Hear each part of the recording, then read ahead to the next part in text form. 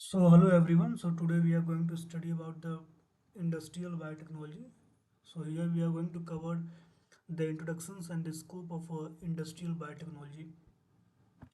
So first of all, let us understand what is industrial biotechnology. So industrial biotechnology is the application of biological system, living organisms, cells or enzymes to manufacture product and provide industrial services. It combines microbiology, molecular biology, genetics, biochemistry, and engineering to produce chemical, pharmaceuticals, biofuels, food product, and environment friendly materials. Industrial biotechnology is also known as often called white biotechnology because it focuses on the industrial productions using biological process instead of a conventional chemical method.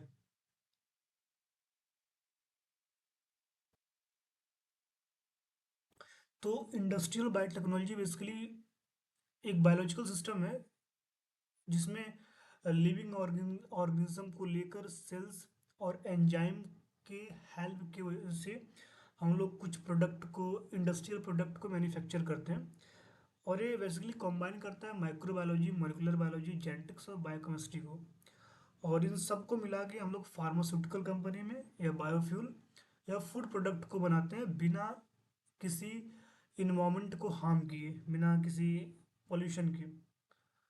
और industrial biotechnology को हम white biotechnology भी कहते हैं because it focuses on industrial production क्योंकि यहाँ पे जो फोकस किया जाता है वो इंडस्ट्रियल प्रोडक्शन के ऊपर फोकस किया जाता है and that's why we use to call it white biotechnology instead of conventional chemical method यानी कि without using any type of a chemical method or chemical procedure we used to produce the product so in a very large amount so that's why it's known as a white biotechnology.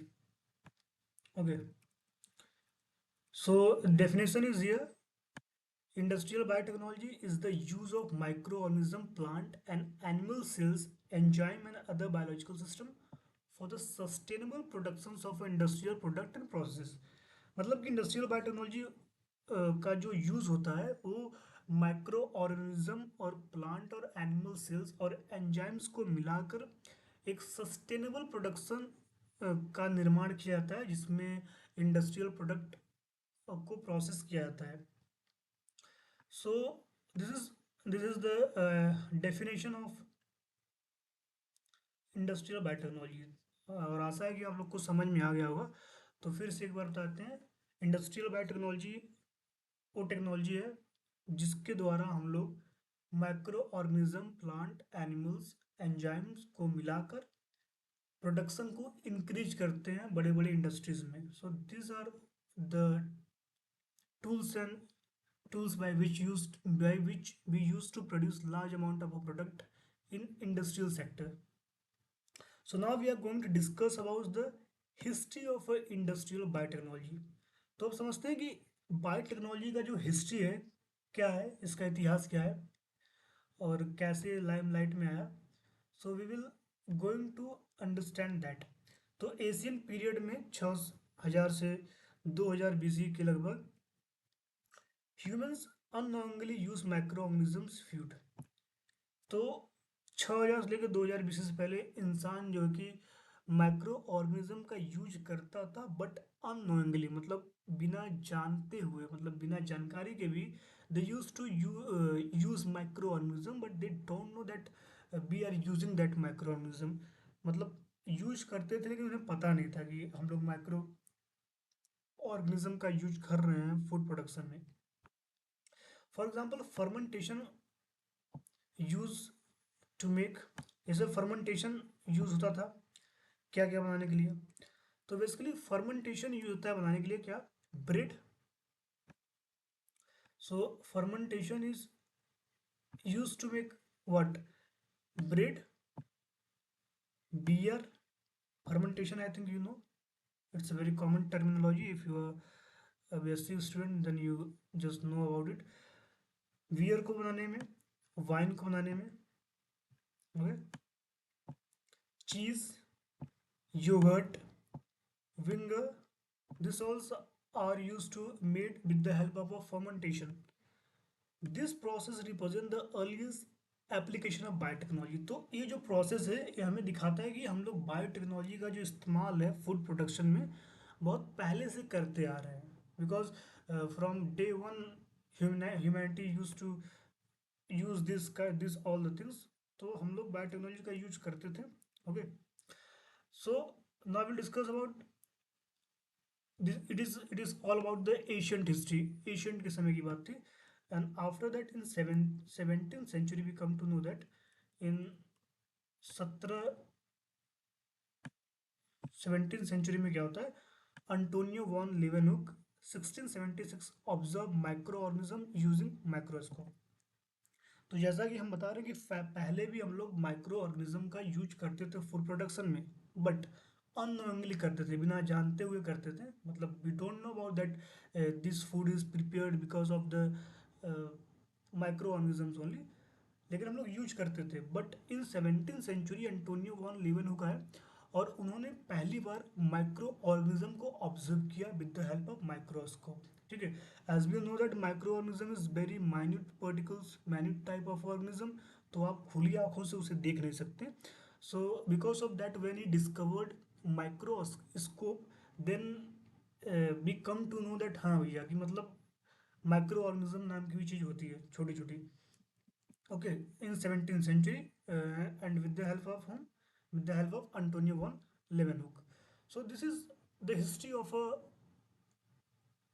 ancient biotechnology in food industry. This discovery laid the foundation of microbiology। तो जब microscope की discovery कर ली गई Antonio von Leeuwenhoek के द्वारा और इन्होंने micro organism को भी खोज लिया, इसके बाद इस फाउंडेशन के वजह से हम लोग माइक्रोबायोलॉजी को समझना शुरू कर दिए कि हाँ मतलब कुछ बायोलॉजी, कुछ जीव माइक्रो लेवल की भी होती है, very small and very minute which we can't see our open eye. For that you need a what, microscope. And now we will going to discuss on in 19th century। अब 17वीं शताब्दी में क्या हुआ था कि अंटोनियो वॉन लीवेनहुक के द्वारा हम लोग माइक्रो ऑर्गेनिज्म को काउंटर किए थे with the help of micro organism. And then we come to know about the microbiology. In 19th century, we come to know about a famous scientist whose name is Louis Pasteur। ठीक है, इन 1857 1864 हम लोग Louis pasture के बारे में जो कि समझते हैं। Demonstrated that microorganisms are responsible for fermentation. तो 17वीं शताब्दी में क्या हुआ कि माइक्रो ऑर्गेनिज्म को खोजा गया with the help of microscope. 19th century में क्या होता है कि लुइस पैश्योर ने बताया कि जो फर्मेंटेशन हो रहा था इससे पहले फूड में, दिस इज बिकॉज ऑफ हुम, this is because of microorganism. ठीक है, और इन्होंने क्या किया, डेवलप पेस्चुराइजेशन, पेस्चुराइजेशन को डेवलप किए। So this is biosensor, it is not in our for third semester, so we will skip this all.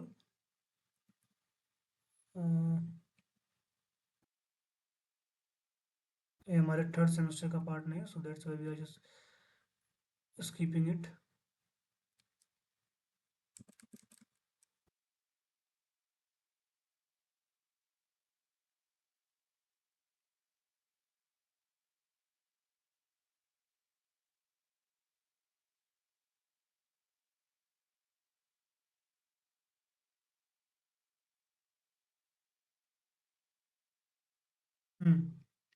Okay, तो जैसा कि 17th century में हम लोग क्या देखें, अंटोनियो वॉन लीवेनहुक को देखें, जो कि जिन्होंने माइक्रोस्कोप को बनाया एंड देन ही डिस्कवर माइक्रोऑर्गेनिज्म।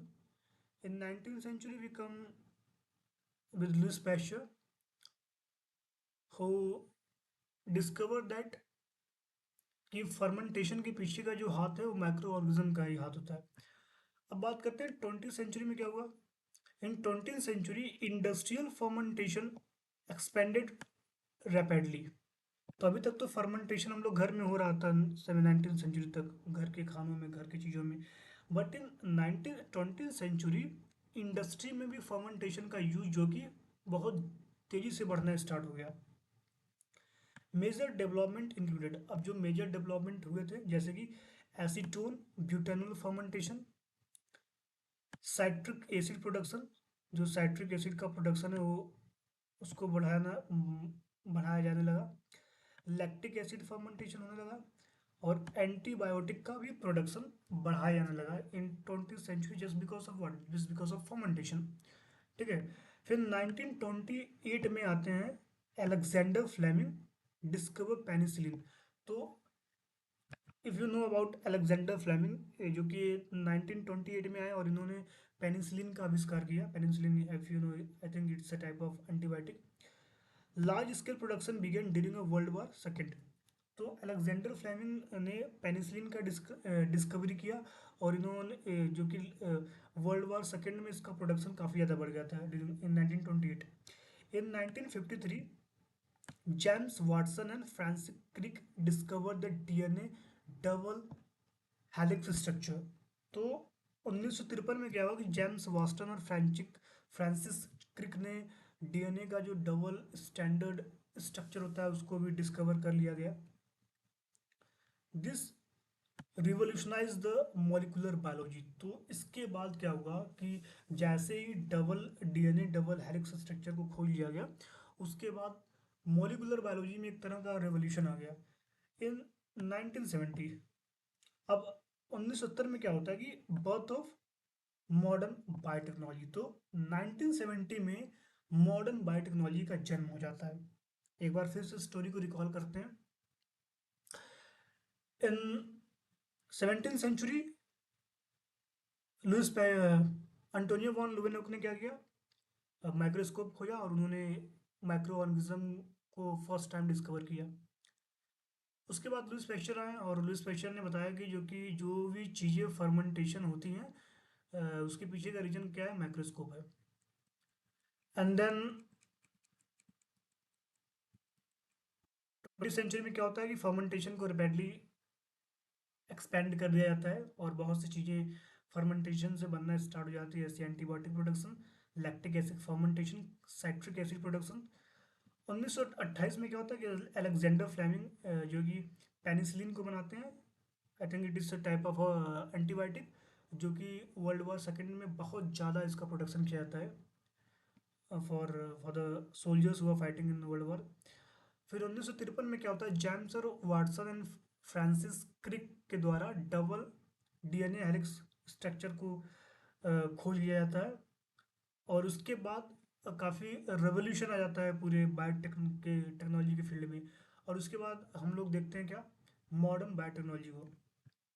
अब मॉडर्न बायोटेक्नोलॉजी में क्या देखते हैं, recombinant DNA technology develop by Paul Berg, Stanley Cohen and Herbert Boyer.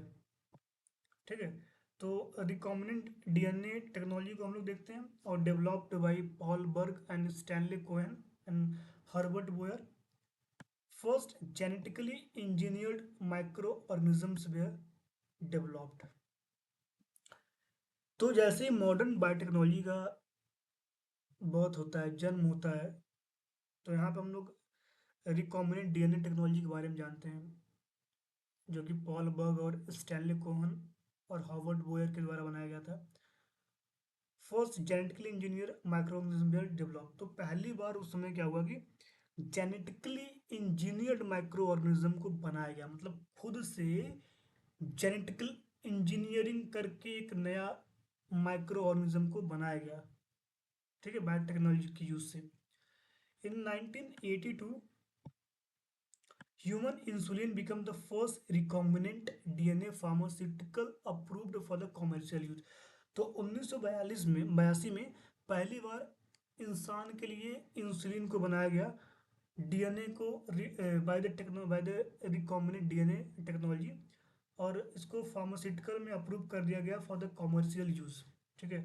तो पहली पहली बार जो इंसुलिन बनाया गया तो रिकॉम्बिनेंट डीएनए के वजह से रिकॉम्बिनेंट डीएनए के थ्रू बनाया गया था, फार्मास्यूटिकल अप्रूव्ड हो गया इसे कॉमर्शियल यूज करने के लिए। एंड देन इन 1990 प्रेजेंट, 1990 से प्रेजेंट तक इंडस्ट्रियल बायोटेक्नोलॉजी नॉट इंक्लूडेड। और अब क्या हुआ कि इंडस्ट्रियल बायोटेक्नोलॉजी में अब ये सब भी इंक्लूड हो गए, जैसे कि genetic engineering. Genetic engineering is included synthetic biology, metabolic engineering भी होने लगा है, क्रिस्पर जीन एडिटिंग, जीन को एडिट करने के लिए जो भी क्रिस्पर का यूज किया जाता है, bio informatics, nano biotechnology, this all things are being used now. Nano biotechnology, bio refineries, biofuel productions, और bioplastics, precision fermentation. So this all are the things which now started in the industrial biotechnology. So industrial biotechnology में सब कुछ होने लगा है, genetic engineering, synthetic biology, metabolic engineering, CRISPR gene editing, bio informatics, nano biotechnology, bio refineries, biofuel, bioplastic, precision fermentation, this all are started occurring in present day in industrial biotechnology. अब बात करते हैं स्कोप ऑफ इंडस्ट्रियल बायोटेक्नोलॉजी के बारे में. अब industrial biotechnology का scope क्या है? Scope of industrial biotechnology. Industrial biotechnology has application across numerous industries. अब जो इंडस्ट्रियल बायोटेक्नोलॉजी है वो एक ही जगह सीमित नहीं है, ये ढेर सारे इंडस्ट्रियों में और अलग अलग तरह की इंडस्ट्री में इसका काम होना स्टार्ट हो गया है. For example when we talk about the pharmaceutical industry, pharmaceutical industry में जो यूज होता है इंडस्ट्रियल बायोटेक्नोलॉजी का, वो होता है for the production of what, for the production of antibiotic, vaccine, insulin, monoclonal antibodies, hormones and therapeutic protein. ठीक है.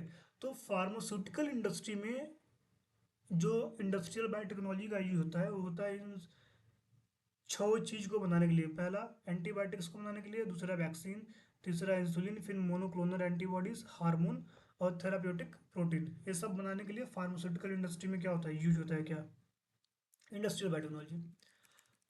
तो इंडस्ट्रियल बायोटेक्नोलॉजी फार्मास्यूटिकल में जो यूज होता है वो बता दिए. Now will discuss about the food and beverage industry. Food industry में भी जो कि बहुत बड़ा योगदान है इंडस्ट्रियल बायोटेक्नोलॉजी का. तो फूड इंडस्ट्री में क्या क्या बनाने के लिए यूज होता है? For example bread, production of bread, okay, cheese, yogurt, beer, wine, vinegar, organic acid, food enzymes, probiotics. So this all are used to produce with the help of industrial biotechnology in food and beverage industries. Okay. अब बात करते हैं agriculture sector में क्या होता है use bio industrial biotechnology का. So it's very easy to know कि जो एग्रीकल्चर सेक्टर है इसमें पहली बात बायो फर्टिलाइजर का यूज होता है फर्टिलाइजर बनाने के लिए, बायो फर्टिलाइजर को बनाने के लिए. बायो पेस्टिसाइड्स, जितने भी बायो पेस्टिसाइड बनते हैं उनको बनाने के लिए यूज होता है. प्लांट टिश्यू कल्चर जितने भी होते हैं उसको बनाने के लिए एग्रीकल्चर में यूज होता है. डिसीज रेसिस्टेंट क्रॉप, सबसे बड़ी चीज़ जो है कि एग्रीकल्चर में जो डिसीज रेसिस्टेंट क्रॉप होता है बनाने के लिए उसमें भी बायोटेक्नोलॉजी का यूज किया जा रहा है ताकि पौधों को कम से कम बीमारी लगे और प्रोडक्शन ज़्यादा से ज़्यादा हो. जेनेटिकली जीएम क्रॉप्स एज भी नो, जीएम क्रॉप्स. तो एग्रीकल्चर सेक्टर में भी बायोटेक का यूज हो रहा है और जो कि bio fertilisers, bio pesticides, plant tissue culture, disease resistance crop, genetically modified GM crops, this all things are use in agriculture sector with the help of biotechnology. और चौथा जो नंबर है वो है बायोफ्यूल इंडस्ट्री. अब बायोफ्यूल इंडस्ट्री में क्या use होता है इसका, लेट अस सी. तो बायोफ्यूल मतलब फ्यूल इन ईंधन. बायो एथेनॉल बनाने में यूज होता है, बायोडीजल बनाने में होता है, बायोगैस बनाने में होता है, बायो हाइड्रोजन को बनाने में यूज होता है, सस्टेनेबल एविएशन फ्यूल इमर्जिंग. ठीक है. एविएशन फ्यूल में भी बायोटेक्नोलॉजी का यूज होता है बनाने के लिए, एविएशन में जहाज Wahaj. And the fifth one is environmental biotechnology. तो इन्वायरमेंटल बायोटेक्नोलॉजी में भी इंडस्ट्रियल बायोटेक्नोलॉजी का यूज होता है. किस चीज़ के लिए? तो जैसे कि water treatment, waste water treatment, waste water को ट्रीट करने के लिए भी बायोटेक्नोलॉजी का यूज होता है। सॉलिड वेस्ट मैनेजमेंट को करने के लिए होता है। Bio remediation, plastic degradation, plastic को डिग्रेड कैसे किया जाए, क्योंकि as we know that plastic बहुत ही हार्ड सब्सटेंस होता है जो कि डिकम्पोज होने में बहुत ज़्यादा समय लगता है। So for decomposing plastic also be use industrial biotechnology, help of industrial biotechnology. Pollution control करने में भी होता है। So these all are environmental aspect of industrial biotechnology. And now we are going to discuss about chemical industry. अब chemical को भी produce करने में बायोटेक का बहुत बड़ा योगदान है। तो केमिकल प्रोड्यूस करने के लिए जैसे ऑर्गेनिक एसिड हो गया, ऑर्गेनिक एसिड बनाने के लिए हमें यूज करते हैं, अमीनो एसिड के लिए यूज करते हैं, सॉल्वेंट बनाने के लिए, बायोपॉलीमर्स बनाने के लिए, इंडस्ट्रियल एंजाइम्स को बनाने के लिए। So this all are made with the help of what, biotechnology. फिर आता है टेक्सटाइल इंडस्ट्री। टेक्सटाइल इंडस्ट्री में इसका क्या यूज होता है इंडस्ट्रियल बायोटेक्नोलॉजी का? स्टोन वॉशिंग ऑफ डेनिम धोने के लिए, बायोपॉलिशिंग करने के लिए, एंजाइम बेस्ड ब्लीचिंग करने के लिए, fabric finishing. So this all are useful in textile industry. Paper and pulp industry में, पेपर पल्प इंडस्ट्री में भी यूज होता है इंडस्ट्रियल बायोटेक्नोलॉजी का, because we use to produce huge amount of product paper.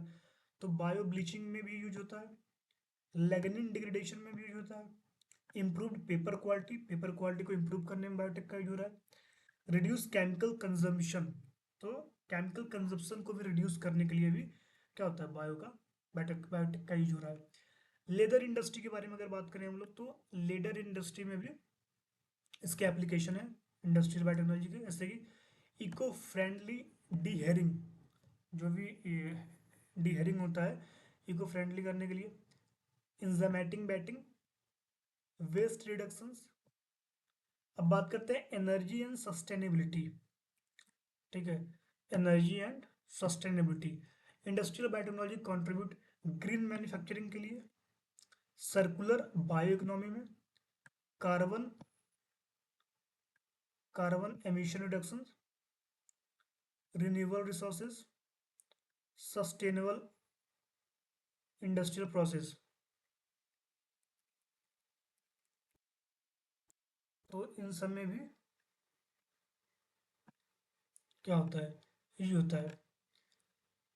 अब एडवांटेज ऑफ इंडस्ट्रियल बायोटेक्नोलॉजी, अब बात करते हैं कि ये सब हम लोग यूज देख लें कि कितने कितने टाइप के इंडस्ट्री में बायोटेक का यूज हो रहा है। Now we are going to discuss about the advantage of biotechnology. Biotechnology का एडवांटेज क्या है, क्या एडवांटेज है बायोटेक्नोलॉजी का? तो जो एडवांटेज पहला क्या है, इन्वायरमेंटली फ्रेंडली प्रोसेस, मतलब जो भी चीज़ बन रहा है वो क्या होगा, इन्वायरमेंट फ्रेंडली होगा, उससे पॉल्यूशन कम से कम होगा। रिड्यूस एनर्जी कंजप्शन, काम ज़्यादा, एनर्जी कंजप्शन कम। Lower green house gas emission, green house gas का इमिशन कम से कम होना। रिन्यूएबल रॉ मटेरियल को रिन्यू करने के लिए। Higher high product specificity, reduce toxic waste को कम से कम करना। और सबसे इम्पॉर्टेंट, कॉस्ट इफेक्टिव प्रोडक्शन, मतलब बहुत ही सस्ते दाम में और बहुत ही मतलब प्रोडक्शन इतना अच्छा हो जाएगा कि पब्लिक को कम से कम पैसे देने पड़ेंगे उस प्रोडक्ट को खरीदने के लिए। सस्टेनेबल मैन्युफैक्चरिंग, मैन्युफैक्चरिंग जो भी है सस्टेनेबल होगा। अब बात करते हैं लिमिटेशन क्या है। सो एडवांटेज समझ में आ गया, एडवांटेज क्या है इसका? पहला, एनवायरमेंट फ्रेंडली है, reduce energy consumption, lower green house gas emission, renewable raw material, high product specificity, reduce toxic waste, cost effective, sustainable manufacturing. अब बात करते हैं लिमिटेशन के बारे में। लिमिटेशन क्या है? पहला लिमिटेशन है हाई इनिशियल इन्वेस्टमेंट, मतलब स्टार्टिंग में इन्वेस्टमेंट हाई कर सकते हैं।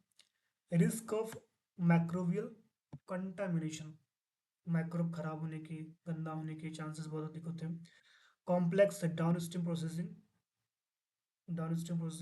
नीड फॉर स्किल्ड पर्सनल, मतलब जो भी इसमें काम करेंगे लोग, they should know about all those things, microbes and all, तो स्किल्ड यहाँ पे लोग चाहिए।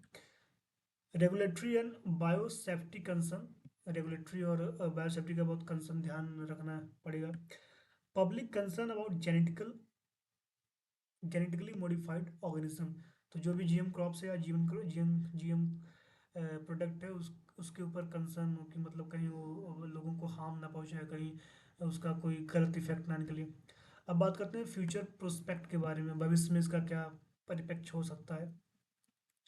तो future industrial the futures of industrial biotechnology include, biotechnology का फ्यूचर में क्या यूज है या क्या इसका काम है। तो सिंथेटिक बायोलॉजी, सिंथेटिक बायोलॉजी को सिंथेटिक बनाने में इसका योगदान रहेगा। क्रिस्पर बेस्ड स्टेन इंजीनियरिंग, जितने भी स्टेन की इंजीनियरिंग होगी क्रिस्पर बेस्ड होगा। Artificial intelligence in bio process optimisation, precision fermentation, bioplastic and biodegradable material, carbon capture and utilisation, personalized biopharmaceutical production based to value biorefineries. So this is all about the futures of the biotechnology. Okay, so now we are going to come on the conclusion that what is biotechnology. So industrial biotechnology has evolved from the Asian fermentation practice to advanced genetic and metabolic engineering. It play a crucial role in producing medicines, food, fuel, chemicals, and sustainable material while reducing environmental impact, while advancing synthetic biology, genome editing, bioengineering. Industrial biotechnology is accepted to become a key driver for the global bioeconomy. तो conclusion में आते हैं कि जो industrial biotechnology है ancient history में fermentation से use हुआ था, फिर जेनेटिक के बेसिस पे होने लगा, and then we use to do on microbiology level, genome editing, bio engineering. जो और इससे क्या होता है कि हम लोग जो भी मेडिसिन, फूड, केमिकल्स को एक लार्ज अमाउंट में प्रोड्यूस करते हैं, और काफ़ी इफेक्टिव पैसे देने पड़ते हैं, कम कम पैसे में भी काम हो जाते हैं। सो this is all about the first unit of MSc third semester second year. These are the questions which they can ask. Definition, introductions, historical timeline, जैसे एशियंट में फिर पैशर आए, फिर फ्लेमिंग आए, फिर रिकॉम्बिनेंट डीएनए का यूज हुआ। Scope with industrial application, advantage, limitation, future prospect, conclusion. So this is all the accepted biotechnology MSc question. Okay, so this is the first unit, and we will cover development of a strain through mutation, recombination and other recent genetic technique। तो अब बाद में कल या परसों पढ़ेंगे कि जो नया स्ट्रेन का डेवलपमेंट है with the help of what, एक mutation, recombinant and other recent genetic technique. तो एक नए स्ट्रेन को बनाने के लिए हम लोग नया स्ट्रेन कैसे बनेगा, म्यूटेशन की वजह से, रिकॉम्बिनेशन की वजह से, या अदर रिसेंट जेनेटिक टेक्निक। तो क्या क्या हुआ इसमें, so we will cover it next day.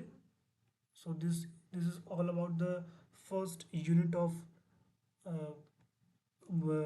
Industrial biotechnology. तो हम लोगों ने आज क्या क्या कवर किया इंडस्ट्रियल बायोटेक्नोलॉजी के बारे में। हम लोग इंट्रोडक्शन जान गए, डेफिनेशन जान गए, and then we have covered the historical timeline of industrial biotechnology, that for in ancient time we used to see the fermentation because of the microorganism, and then how Pasteur contribute in biotechnology, and after Pasteur Fleming's come, what Fleming produced, like penicillin. He discovered penicillin during the World War second, and then after that we came to know that about recombinant DNA, and then after that we come about modern biotechnology. What are the modern biotechnology aspect, and after that we have covered scope with industrial application, and then advantage we have understand that what is the advantage of industrial biotechnology, and after that we come across the limitation of industrial biotechnology, and then we cover a future prospect, and now we have just conclude about it. So next day we will going to discuss about development of a new strain with the help of a mutation, recombination and other recent genetic technique. तो we will cover that next day. Development of a new strain with the help of mutation recombination, another recent genetic technique. So this is the first video for the industrial biotechnology.